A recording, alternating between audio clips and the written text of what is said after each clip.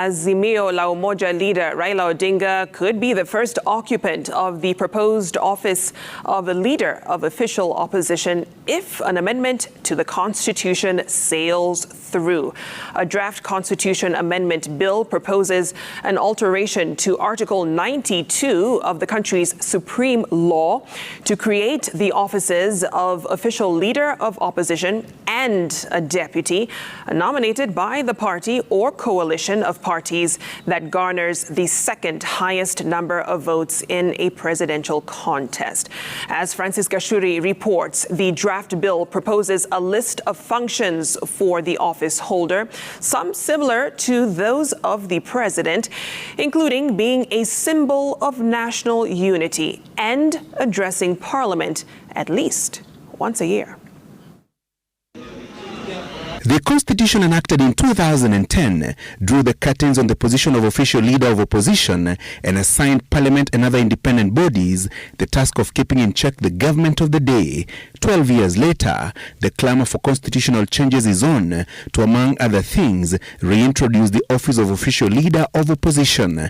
President William Ruto, in a memorandum dated 9th of December 2022, addressed to the speakers of the two chambers of Parliament, the National Assembly and the Senate, proposed amendments to the Constitution to establish the office of Leader of Opposition 4 months after the State House contest.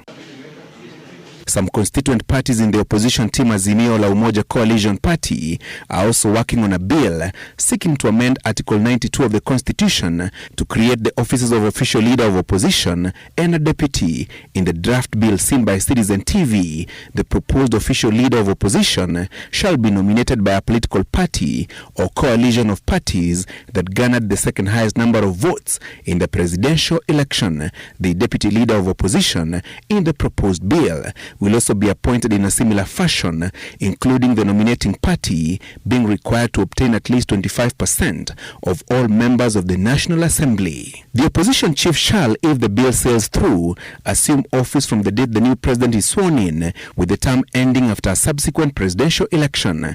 Like the head of state, the proposed leader of opposition shall be immune from prosecution during his or her tenure of office. President Ruto, in his proposal to establish the office of official leader of opposition, has not identified the functions that will be assigned to the office holder. The Azimio draft bill proposes a list of functions for the opposition leader, top among them being a symbol of national unity and ensuring transparency and accountability in government. The opposition chief will also be tasked with the responsibility of scrutinizing, criticizing and making suggestions to improve legislation, policies and financial proposals by the government. The office holder will also be required to survey, appraise and criticize the government in its administration, ventilating citizen grievances, examining government expenditure and probing public accounts, as well as seeking information and clarification from the government on its policies and directives will also be functions of the official leader of opposition. To ensure transparency in appointment of commissioners